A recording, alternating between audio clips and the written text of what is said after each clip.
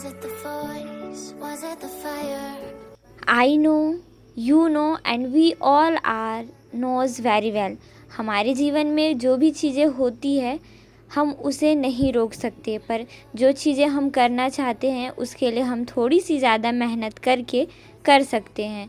जो चीज़ें हमारे हाथ में हैं उसे अगर हम आलस्य को छोड़कर आगे बढ़ें तो ऑफ़ कोर्स प्रॉब्लम थोड़ी सी आएंगी, पर हम अच्छा कर सकते हैं। आज मुझे उठने में थोड़ी सी लेट हो गई थी। लगभग 7:30 बजे के आसपास मैं उठी थी।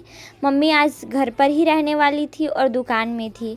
उठने के साथ मैं दुकान में थोड़ी देर के लिए जाती हूँ। 1 बार 2 बार 3 बार, शायद 2-3 बार दुकान आना जाना हो गया। उठने के बाद दुकान की मैंने सफाई कर दी है।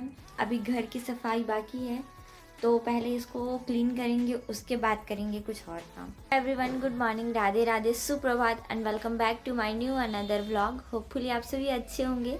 भगवान आपके जीवन में हमेशा हमेशा खुशियाँ दे, आपको हर वो बुरी बला से दूर रखे जिसके आप हकदार नहीं हैं। कुछ प्रॉब्लम्स हमारे लाइफ में काफ़ी ज़्यादा ऐसी चीज़ें होती हैं कि हम बहुत ज़्यादा डिस्टर्ब हो जाते हैं, इनडायरेक्टली डायरेक्टली।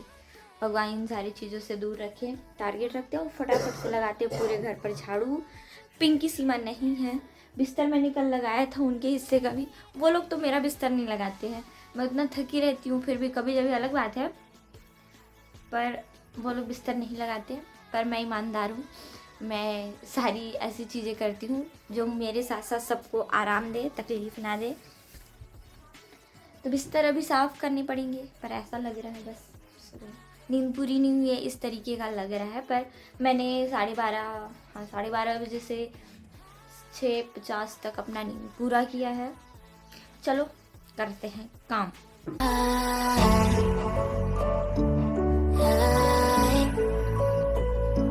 तो मुझे सिर्फ दुकान का ही काम नहीं रहता, उसके अलावा घर के भी कुछ काम होते हैं। ये कपड़े मैंने, मुझे लगता है कि 15 से 20 दिन पहले धुल रखे थे, पर इन कपड़ों को किसी ने मोड़ा नहीं, धूप से उठाया नहीं, और लास्ट में मैं उठा भी दी तो इसे मोड़कर कोई रखा नहीं। घर झाड़ू लगाने के बाद मैंने आंगन साफ़ किया। यह हमारे घर के डेली कामों का सबसे मोस्ट इम्पॉर्टेंट पार्ट्स है। Left me with the pieces of forever that you broke. Problem थोड़ी सी ज़्यादा बड़ी है, तो याद से भगवान जी को प्रे किया और उसके बाद मुंह लटका के मैं रूम में आके बैठी हुई थी। दुकान में मेरी मम्मी थी, इस वजह से मुझे आज ज़्यादातर टाइम रूम में रहने का मौका मिला, पर मेंटली मैं ठीक ना होने की वजह से रूम से बाहर आई, क्योंकि मम्मी ने मुझे आवाज़ देकर बुलाया। नॉर्मली आज तीसरा दिन है, हालांकि पहले दिन के मुकाबले काफ़ी कुछ ठीक हुआ है, पर मन बहुत घबरा रहा है मेरा। मतलब कहीं भी मेरा ध्यान नहीं लग रहा है, कुछ चीज़ें करने की इच्छा नहीं हो रही है, और चीज़ें मैं काफ़ी ज़्यादा प्लान करके रखी हूँ। मैंने 4-5 दिन पहले ये सोच के रखा था कि मैं अपने लिए मतलब चैलेंज लूँगी 6 आवर स्टडी का। आज उसका पहला दिन मैं करने वाली थी। काम भी मैंने लगभग 8:30-9 तक फिनिश कर लिया था। अभी 11:30 हो रहा है। कुछ मन ही नहीं कर रहा है, कुछ करने की इच्छा ही नहीं हो रही है। मुझे पता है कि मैं चीज़ों को सोचूंगी तो होने वाला कुछ नहीं है, और मेरे हाथ में भी कुछ नहीं है। सारा कुछ मैंने भगवान के ऊपर सौंप दिया है, पर आई विश कि सारा कुछ जल्दी ठीक हो। क्योंकि जब आप किसी ऐसे इंसान को तकलीफ़ में देखते हो ना, जो डिज़र्व ही नहीं करता, तो बहुत ज़्यादा तकलीफ़ होती है। भगवान जी के ऊपर है सारा कुछ सही हो। मेरा तो मैं 11:30 हो गया है, कुछ भी अभी तक ना ही खाई हूँ और ना ही पी हूँ। मतलब मन ही नहीं हो रहा, बार बार ऐसा लग रहा है बस खूब रोऊँ, चीखूँ, चिल्लाऊँ, और कर नहीं सकती ये सारी चीज़ें, क्योंकि मुझे रोता हुआ देख के मेरे जीवन में 2-3 लोग ऐसे हैं जिनको बहुत ज़्यादा तकलीफ़ होता है।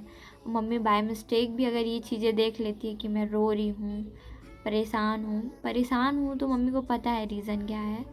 पर इससे ज़्यादा अगर कुछ चीज़ें करती हूँ तो मतलब उनको भी तकलीफ़ होगा। बस सारा कुछ ठीक हो जाए, इससे ज़्यादा भगवान का दिया हुआ लगभग सब कुछ है।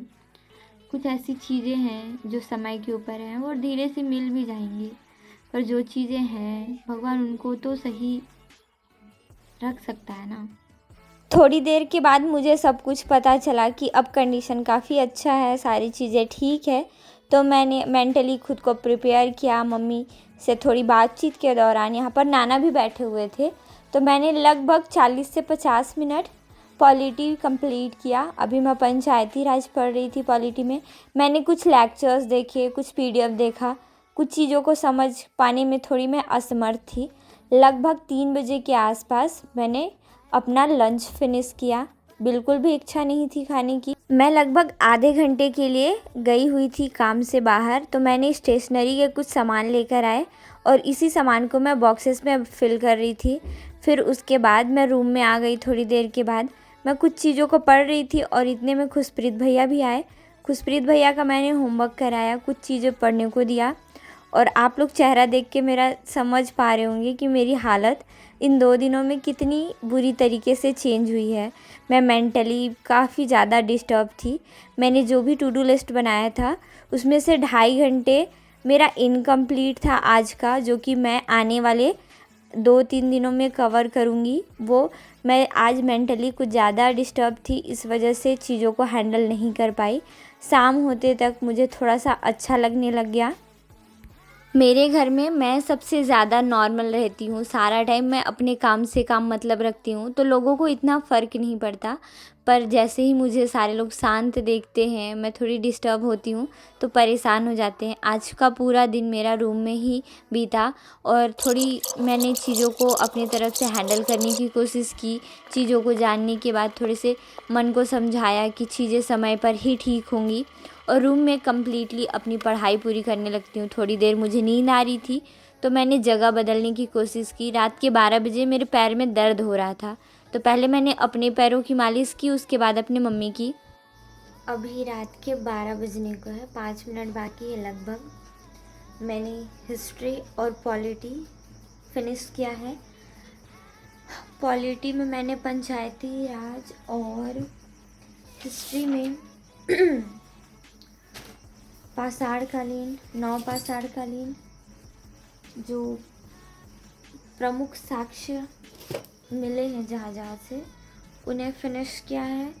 कुछ पॉइंट सिंधु घाटी सभ्यता के, क्योंकि पढ़ा हुआ है और बार बार मैं भूल जाती हूँ बिकॉज़ मैं रिवीजन नहीं कर पाई थी काफ़ी टाइम से, और उस तरीके से मैंने पढ़ा भी नहीं था।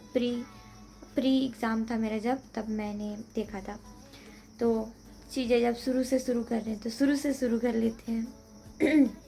घर के सारे लोग सोए हुए हैं, मेरा जगह खाली है। आज मम्मी भी यहीं पे सोई है। तो अभी ज्योग्राफी, मैं छत्तीसगढ़ का ज्योग्राफी फिनिश मतलब अपने हिस्से का फिनिश करूँगी। चीज़ों को मैंने काफ़ी ईमानदारी से फिनिश करने की कोशिश की। जो चीज़ें रह गई है वो मैं आने वाले चैलेंज में कंप्लीट कर दूँगी ताकि मेरा भी नुकसान ना हो। होपफुली जो लोग चैलेंज मेरे साथ स्टार्ट किए हैं उनकी जो भी आज की जर्नी होगी वो काफ़ी ज़्यादा अच्छी होगी, और जो भी प्रॉब्लम्स आए होंगे इस जर्नी में वो अपना प्यारा सा कमेंट के थ्रू बताएंगे। वीडियो को लाइक, चैनल को सब्सक्राइब करना बिल्कुल भी ना भूलें। आप सभी अपना ढेर सारा ख्याल रखें और अच्छे से पढ़ाई करें। मुलाकात होगी कल। Bye bye.